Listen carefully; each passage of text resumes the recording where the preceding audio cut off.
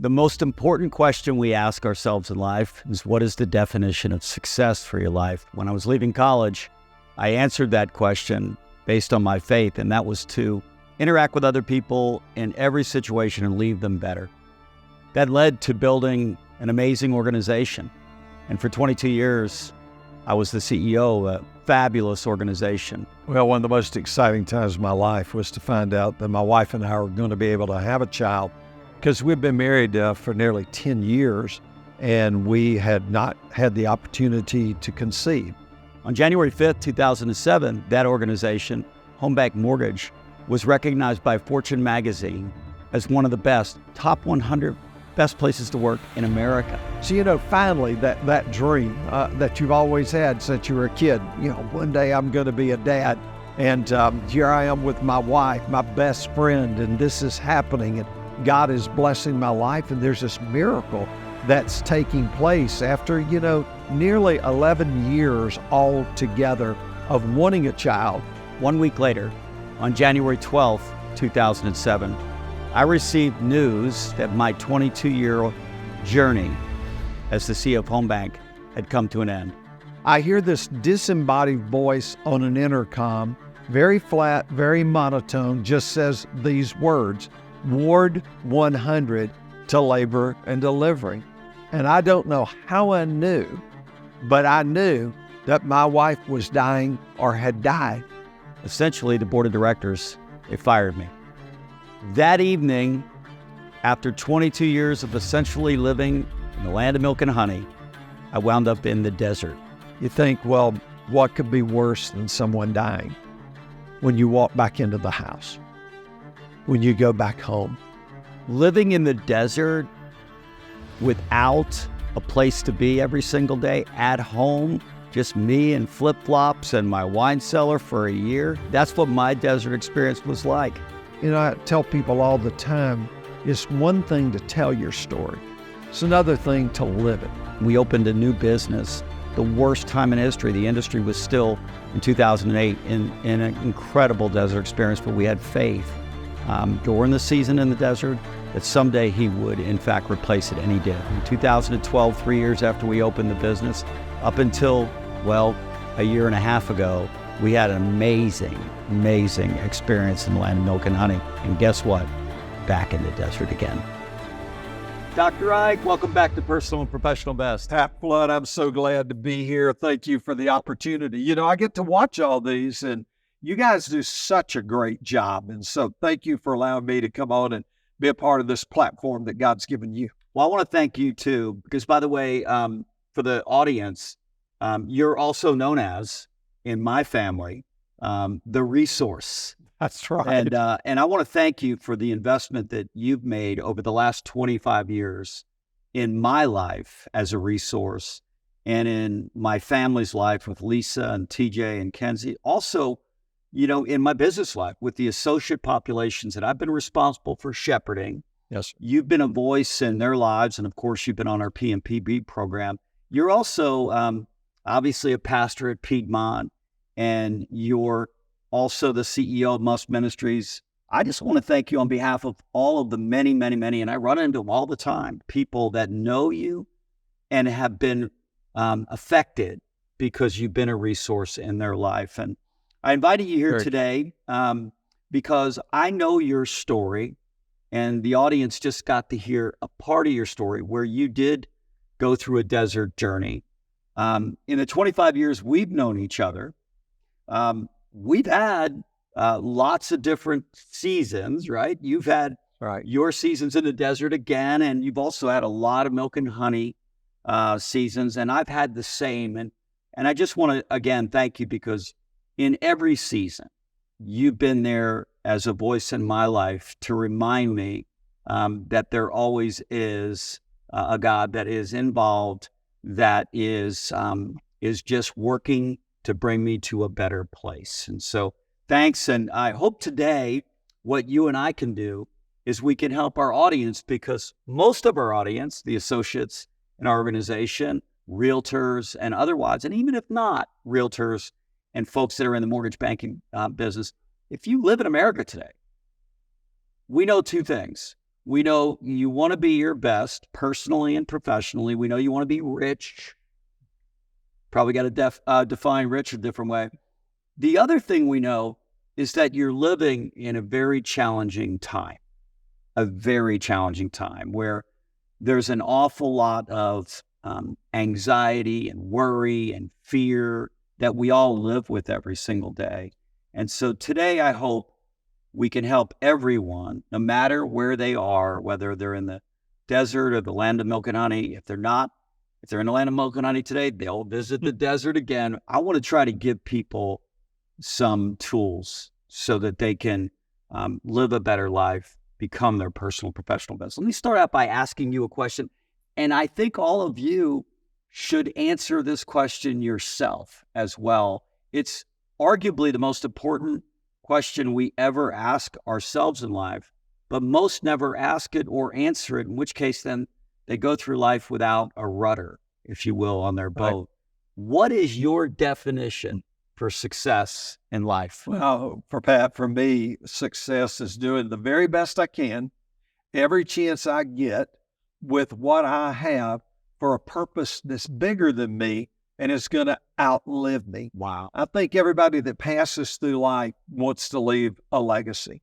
You want to leave a tangible reason that God placed you on this earth. And if you are a person that is a spiritual person and you embrace a belief in God, it's that God has put me here for a reason. It's the Simon Sinek, start with why. Why did God put me here? And why can I take those gifts that God has given me, and how can I take those and implement them in the lives of other people? And your definition of success is leaving people better than situations better than the way that you found them. And that's such a noble thing, because it means that you're taking those experiences that God has given you and you're using them in the lives of other people. And it just so happened that for me, one of the biggest experiences that anyone can ever go through is the loss of a wife or the loss of a spouse, or the loss of a child. I happen to go through the loss of both. And I believe that adversity is God's way of preparing you to help other people. And if you just don't waste your grief, don't waste your hurt, find ways to take that and to make a difference in other people's lives, to help them through the journey.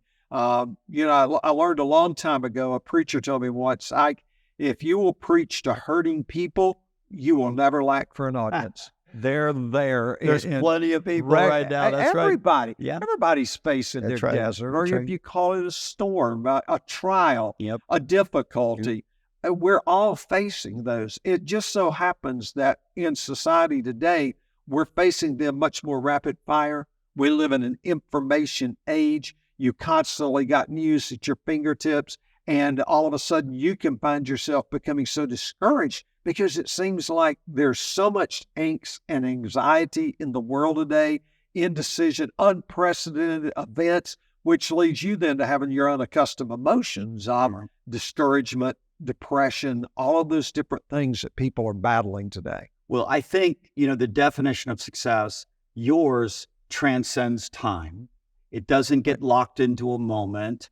It basically is a life way, or a way of life that affects and benefits, interestingly enough, everyone else in your life. And mine is the same. It's to live my life so that I leave all the people in my life at home, workplace, community better than I found them. Humbly, I say better.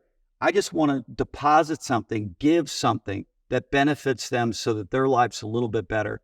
And that transcends time. So when I go through my desert experiences, you as well, or we're in a land of milk and honey, because we have that definition for success that transcends the moment that we're in, we're able to continue to create value for others no matter where they are in their life. And I encourage you to have a definition other than, I want to get the most money I can, have the biggest job, sell the most houses, sell the most mortgages. There's nothing wrong with any of those things. But I can assure you, when you get into a desert moment, like our industry is today, then the circumstances will define your happiness and your fulfillment in life. And you don't want your definition of success to put you in that position. So again, I want to thank you as a resource in my life because you helped shape my definition for success in life. When you met me 25 years ago, I was leading and influencing people, and you poured into me just like you just described. And as a result, it made clearer and clearer and clearer my focus and my journey in life. So now that we know what the definition of success is, yours and mine, and that you should have one, and if you don't, get one, because your life will be much richer if you get one. So we know that everyone wants to be their best, and we know people, they get on their knees if they are prayers. They don't ever say, "Dear Lord, give me a desert experience." They say, "Dear Lord, don't ever give me a desert experience. Just give me the land of milk and honey, because that's all I really want." Amen. But we know that that's not true. So let's talk about choices. Okay. Personal, professional best, relationships, health and fitness, personal finance, fun, the right kind of fun. That's right. Faith and community service and business. So all of these areas of life, we all get to make choices about what is success in those particular areas of life. Like you and I are married. Congratulations, 40 years. Thank you. I'm 39, chasing you, never going to catch you, but I'm chasing you. So, but we decided, we defined that those things were successful. We wanted to be richly married. And that we want to take good care of ourselves, health and fitness. You look very, very well. Thank you, sir. Fred, right? We also want to take good care of stewarding God's money. We want to have fun, but the right kind of fun. We want to give back in the community. We want to be good in business. We want to be our best in business so that we can serve others. So assume we make all the right choices in life. Is there any way to avoid the desert? Absolutely not. No question about it. I don't care how smart you are, how sharp you are, how gifted you might be. We all go through experiences. That's why, in Matthew 5:45, Jesus made this declaration. He says, "It rains on the just and the unjust." And the best way I ever saw that illustrated was in a Peanuts comic strip. And Snoopy was lying on top of his doghouse, and he was facing upward, and rain was pouring down, and Snoopy quoted Matthew 5:45. He says, "It rains on the just and the unjust." And then there was a little paw print, which meant Snoopy was adding a postscript, and he said, "And it's raining right in my face." It's one thing to rain on the just, it's another thing to rain on the unjust, but boy, what about when it's raining right in your face? And those are what I call, storms of circumstance, that you don't always get to choose your circumstances. All of a sudden, you can be drawn into a storm because of someone else's choices. All of a sudden, your marriage can become a desert, and it can be void of life and kindness and all the things that you need to have in a relationship, and forgiveness. Because if you don't have forgiveness, then my goodness, you're not going to have any relationships, And C.S. Lewis said, forgiveness is a lovely thought until there's something to forgive. And then you go, well, it's not nearly as nice as I thought it was. But every sector of your life can move into a desert. Every sector. We go through seasons. We go through these times when maybe things are good and everything is working so well. And then we hit that bump. And then it seems like when it rains, it pours. And we go through those seasons. Then when we're in the middle of that, we're thinking, am I ever going to get out of this quagmire? Is this ever going to be over? And that's where a lot of people love to say, well, this too shall pass. And things do pass, and we do move through those seasons. And what often happens is that the greatest lessons you ever learn in life were the ones that you learned in adversity, not in the times of prosperity, not when times were good. You learn who you can count on. You learn what you really want to prioritize in life and what really makes a difference to you. And I think unless you go through those times, you can never fully appreciate the good times without knowing, all sunshine for a desert makes. You got to have some rain in there to be able to have life. It's interesting because we can make all the right choices and wind up in the desert. Job, one of my favorite characters in all of Scripture. And by the way, I'm for everybody, not for everything, but I'm for everybody. If you're not for our faith life, just stay tuned because there's a lot of richness here. We watch movies and learn. We read books and learn. And one of the books that we share in common that Ike, you encouraged me to read front to back, which I still do now, 25 plus years, is the Bible. And Job makes all the right choices, does all the right things, and has really the land of milk and honey, family and wealth and just reverence, people that know him, looking up to him. And then the desert shows up. And he had nothing to do with it. It's all gone. And he goes through his journey in the desert. And I've learned when I read Job to learn the things he did and the things he didn't do, the things he did right in the desert and the things he didn't do. And of course, there's the great story of the Exodus. And how, let's say, so the Israelites, they're in the desert. They're in the desert. They're in the desert. And how long was the walk to get to the promised land? From Egypt, I've made the trek myself, from Egypt up to the land of Israel and across the Jordan River, should have taken them about 2 weeks. And how long did it take? It took 40 years. 40 years. So if you're in a desert, in your relationship life, if you're in a desert in your health and fitness life, or your personal financial life, or your business life, it could take how long? 2 weeks? Should have taken 2 weeks. Should take 2 weeks. Maybe it'll take 2 months. Maybe it'll take a little bit longer. Or it could take 40 years. It's up to you, the choices that you make. That's why I always say God's school has no recess.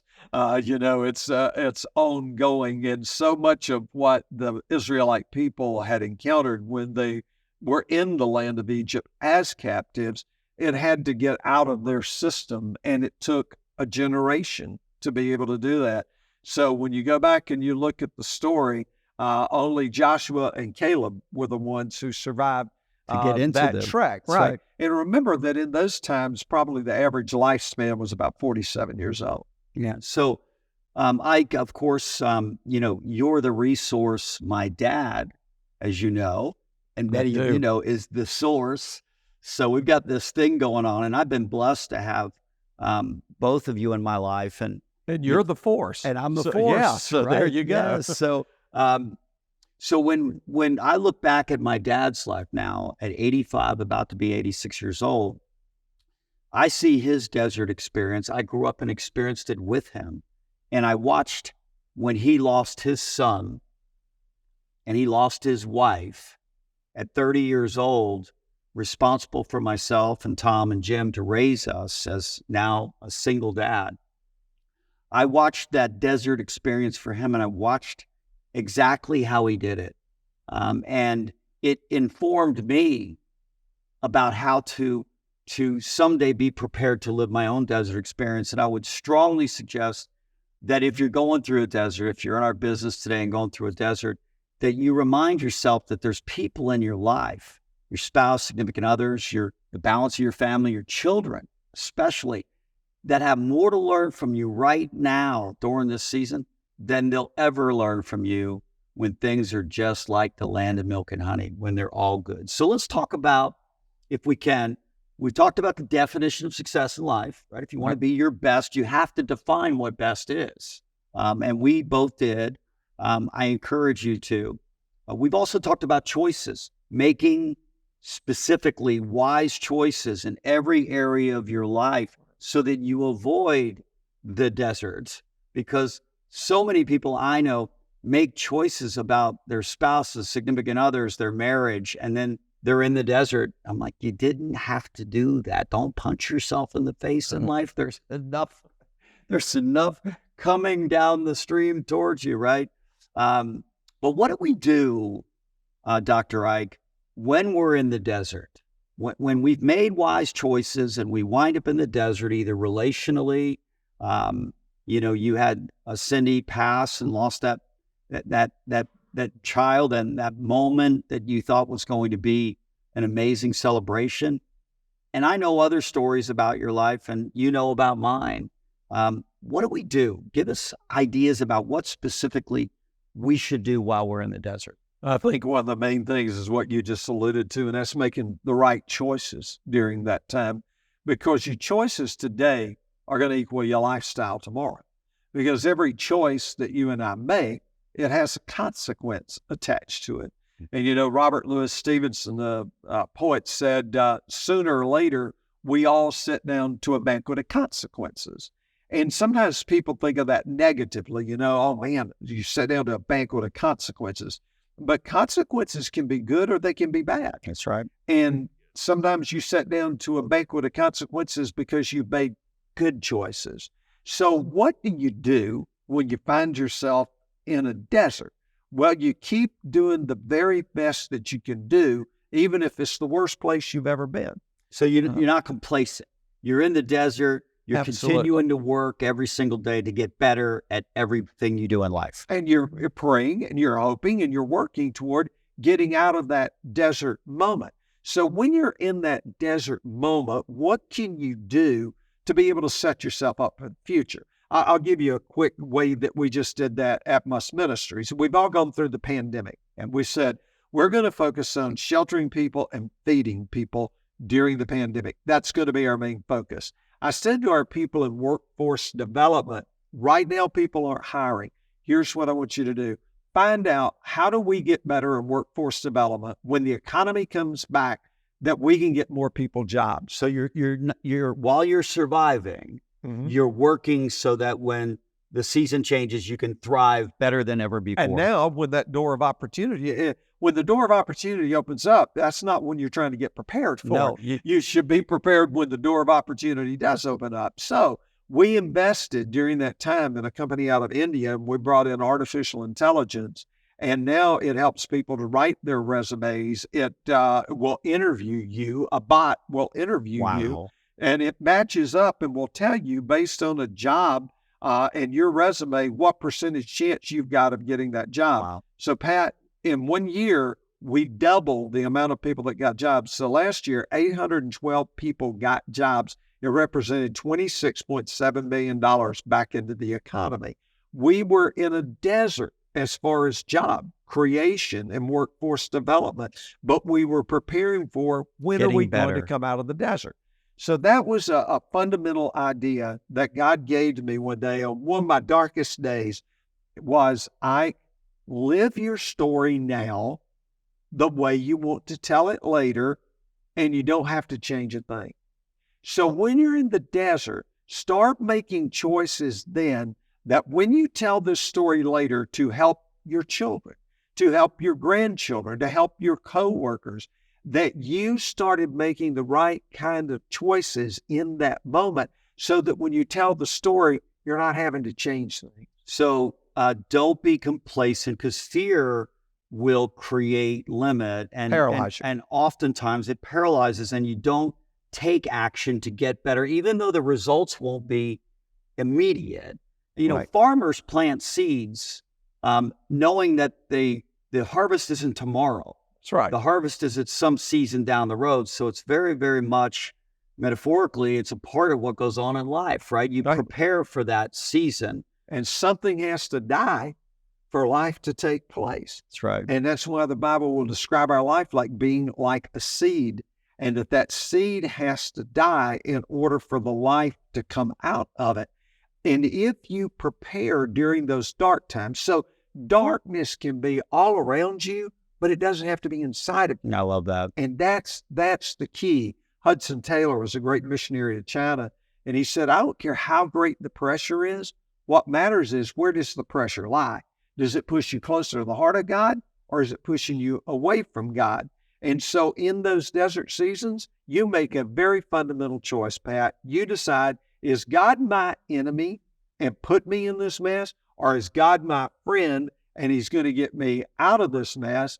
And rather than always thinking about how do I get out of this, start asking yourself the question, what do I get out of this? Great question. Great question. You cannot avoid deserts in life. Nor should you. Make the best choices. But when the desert shows up, paradigm shifting is to believe that the desert experience that God has designed uniquely for you, for me, history in your life tells you that truth, and history in my life tells me that truth. It's actually designed for something exceptional and better to happen down the road in our life. And in the moment, we simply need to make the choice to believe that. And then we need to make the choice to continue to develop ourselves to get better. One of the notes I made in the story of Job is surrounded by certain people in his desert season. Oh, yeah. Don't we all have them? Yeah, and they're not necessarily benefiting Job, right? Job is actually kind of staying longer than necessary because he's got the wrong voices in his life. And I want to, again, and I've already told you 3 or 4 times, but I can't tell you enough how grateful I am God put you in my life as a resource, my dad as a source, because I have people to pick up the phone and call and say, hey, I'm in a desert right now. And then get those folks to pour into me so that I have the confidence and conviction to know that the next season, this is a preparation for another season. Is it important to have the right people in our life all the time, especially in the desert season? That's the most valuable resource that you can have other than your relationship with God. I tell parents all the time about their kids. You show me your kids' 5 best friends, and I'll show you what their future is. I used to do that all the time with teenagers. Now that I've gotten older, you show me your 5 best friends as an adult, and I can tell you pretty much what your life is like. Because the Bible says as iron sharpens iron, that's what we do to one another. And having great friends, having wise counsel when you're going through things, having that person that talks you off the ledge, when you're sitting there going, oh man, everything is falling apart. They're there to help you gain perspective. The only way they can help you gain perspective is, do they possess the same values that you possess? Because your core values are what holds you through the desert. That's what holds you. Do you fundamentally believe that God is good? Yeah. Yes, I do. And he's for you. And he's for you. He's for you. And so if I believe that, in a faith that's never been tested can't be trusted. It can't be. You can say, well, here's what I think I would do in that situation. Until you're in that situation, you don't know. And so that's where during those times when you're going through that desert, you get tighter in your relationship with God. That's why my book that I wrote after Cindy's death, about 5 years after her death, is called Treasures from the Dark. It comes from a verse in Scripture, Isaiah 45:3. He says, I will show you treasures in darkness, and I will show you riches in secret places, so that you will know that it is I, the Lord God, who calls you by name. And in the book that helps people to navigate the losing a loved one, going through a major disappointment, anything that brings grief. Grief has a cycle that you need to go through. And if somehow you interrupt that grief cycle, it's going to catch up with you at some point. Amen. And that's why good grief is a good thing. And going through those deserts will be those opportunities as you process it and you analyze it and you reprioritize your life and you go, here's what's important to me. And Pat, just like seasons, depending on what stage you are in life, I mean, that makes a huge difference about what you see as your priorities. So, definition of success that guides you in the land of milk and honey. It guides you in the desert. For me, leave people better. It's a never-ending, constant pursuit. And the desert, oftentimes, people are more willing to listen because of the status that they're in. As long as you operate a certain way, like you do, you will have an audience, a bigger audience, argue in the desert because folks are looking for information, they're looking for direction, they're looking for wisdom so they can make choices to get them out of the desert. They know what they want. There's don't be complacent. We're talking about choices, and then people. Make sure that you have the right voices in your life. Yeah. You know, we live in this social media world now.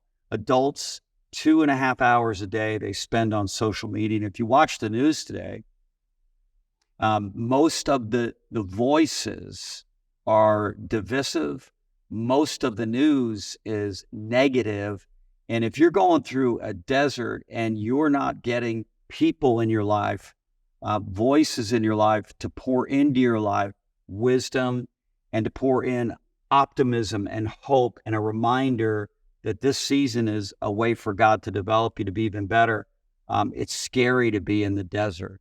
Really scary. And God never meant for you. You know, if you say, well, I'm going through hell right now, good, keep going, because that's not where God meant for you to stop. You know, Move on and keep going. It's so interesting because when you read that story, only Joshua and Caleb, you know, not even Moses got in the promised land. Not even Moses, yeah. But Joshua and Caleb did.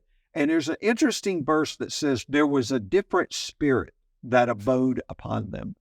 And I believe it's the spirit of optimism, because when Moses said, I want you to go spy out the land and see what it's like, they went there, and there were all these spies that went in, and they came back and they said, whoa, it really is a land that flows with milk and honey, but there's a bunch of giants over there. There's a bunch of giants, and we can't defeat them. As a matter of fact, it's interesting. They said, we look like grasshoppers in their sight.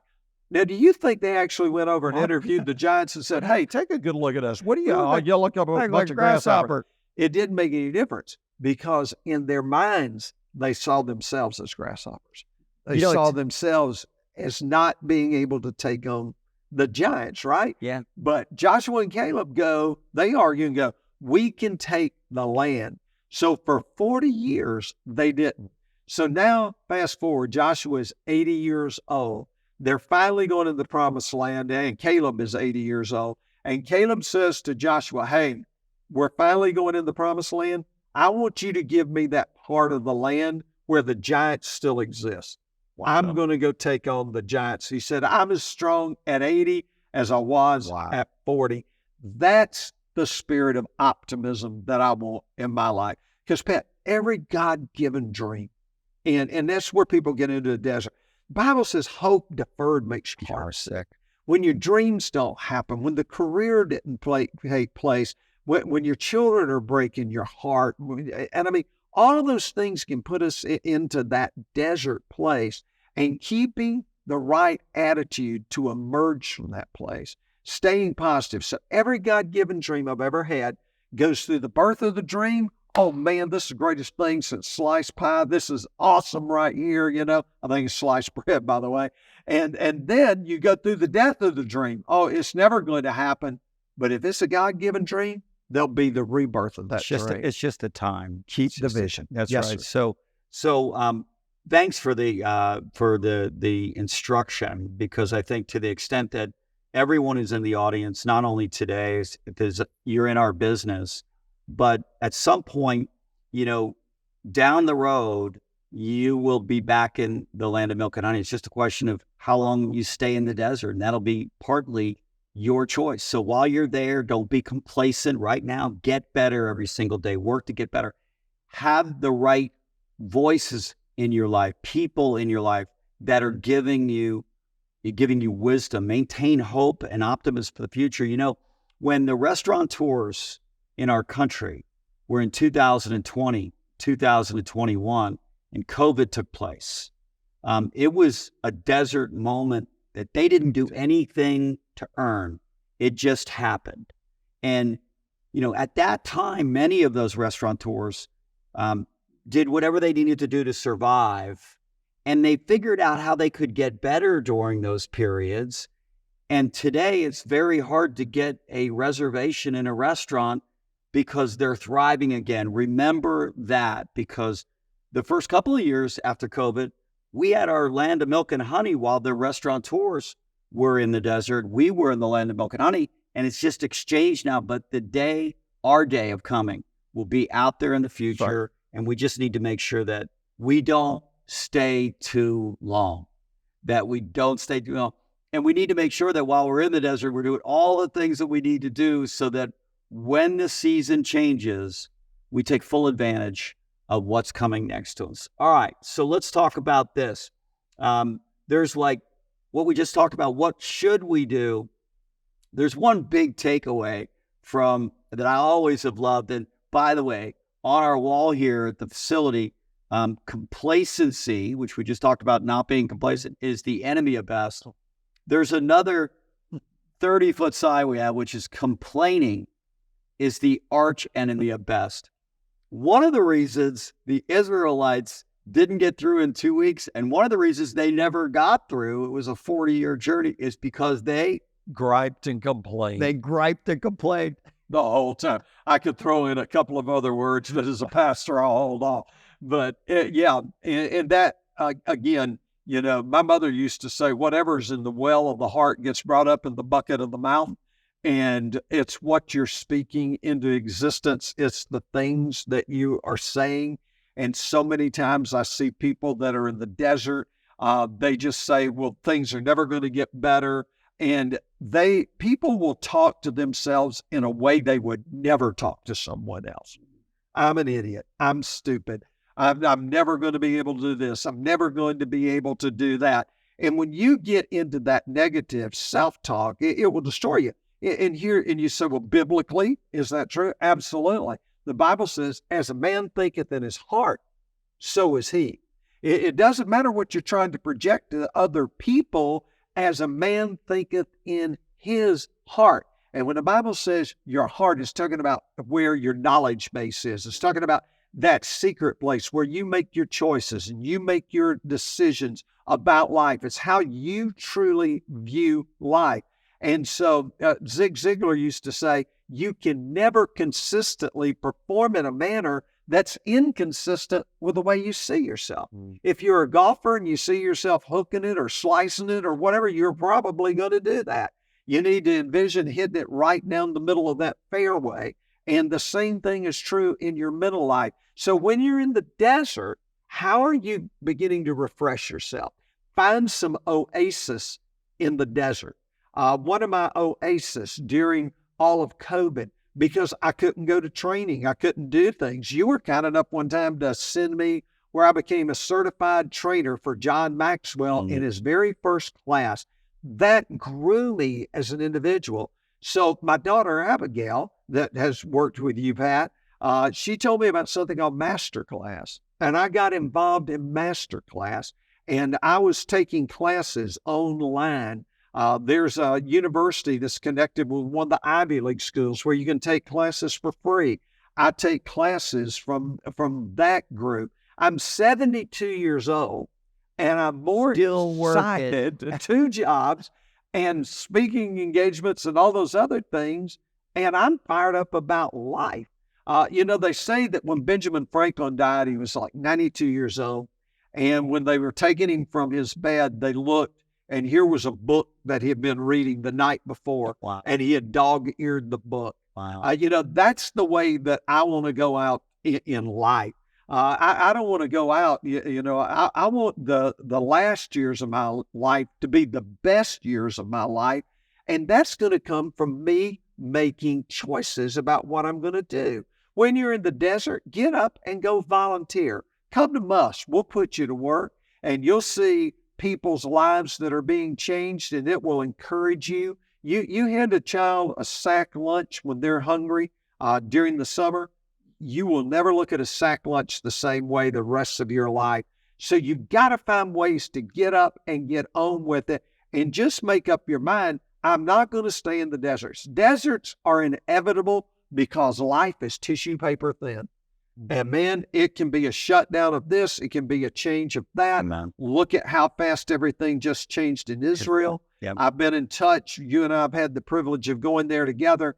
I've been in touch with my different guides that have taken me through the years. Yep. I'm looking for a way to try to help get them some funding because all of that is shut down. When you think about complaining and the message that was in that moment for the journey in the desert, what God was really telling his people is, I'm sustaining you, food and water. You have everything you need. You may have less than you want, but you have everything you need. And if you'll do the things in the desert that we're talking about, don't be complacent. If you do the things in the desert, make wise choices, the next best choices, have the right people with voices in your life to ensure that you do. If you don't complain, I think about America today, and we're 5% of the people on the planet. And if we're born in America, we win the lottery. Oh, yeah. Okay. And we have a life of milk and honey. Or in fact, the worst days in America, the worst moments in the desert in America, your and my days that have been the worst days, are arguably the best days for people around the world, days they've never had. And so I think that the point of the complaining was a message God was offering his people and all of us today, that we have so much to be grateful for in life. Even when things in life aren't going exactly the way we want them, in relationships, in health, in our business, with money, all of these things, and they're real. They are real. But when that moment takes place, we need to make sure that we're focusing not on what we don't have, but on what we do have. And, I really want to focus and finish there, Ike.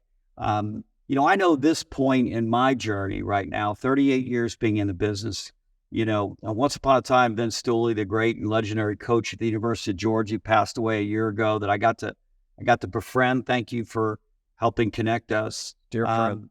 He was an amazing human being and leader. And he came and spoke one time at our company.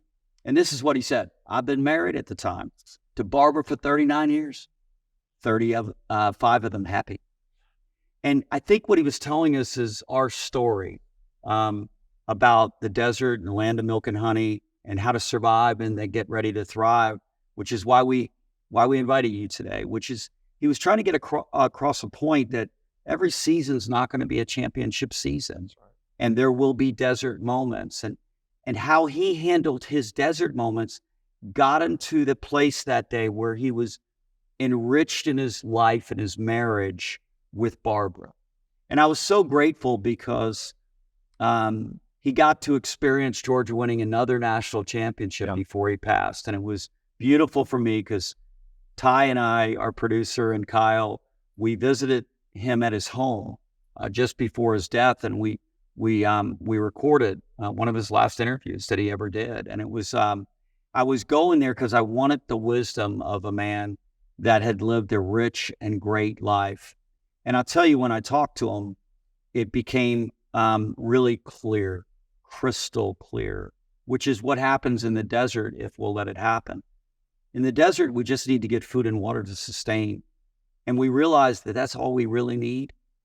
And then we need people in our life, the people that we care about, the people that we say we love, our spouses, significant others, our children, the people that we work with every day, our clients, our customers, the community, the people that are hurting at Must Ministries, the folks that you all help every single day. If we'll just, in our desert, focus on being our best for all of the other people. And when we're complaining and we're lamenting about our moment in the desert, we're really not our best self, and we can't really invest in our wives and our husbands and our children. We can't give them our heart at that time because we're someplace else. So I just hope and pray that all of you today have gotten a bit of a roadmap and a bit of a reality. Because if it's the land of milk and honey, good for you. Enjoy it in that moment. Don't be complacent. Get better in that moment. Be filled with gratitude. But do know that no matter all of the wise choices you might want to make, and we encourage you to do that. That's right. You will wind up in a desert moment. And we may be in that today as an industry, as a company. You may be in that in your relationship life. You may have a health problem today. What we want you to know today is that no matter the season,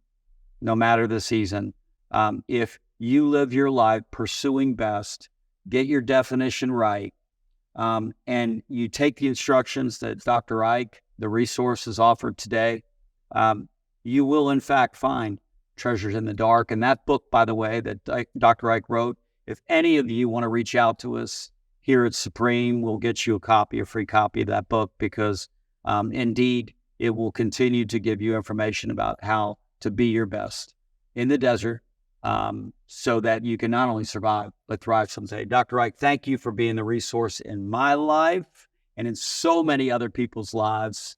And God bless you. Well, thank you for being the force of mine, and thank you for being one of those. There's 5 people that are most influential people in my life, my entire life, and you're one of those 5. And I can't thank you enough for your friendship. I love to be able to watch how God has used you over these years, and to know the sincerity of your heart. You made your dad proud. And if you can make the source proud, then you've done real well, my friend. God bless.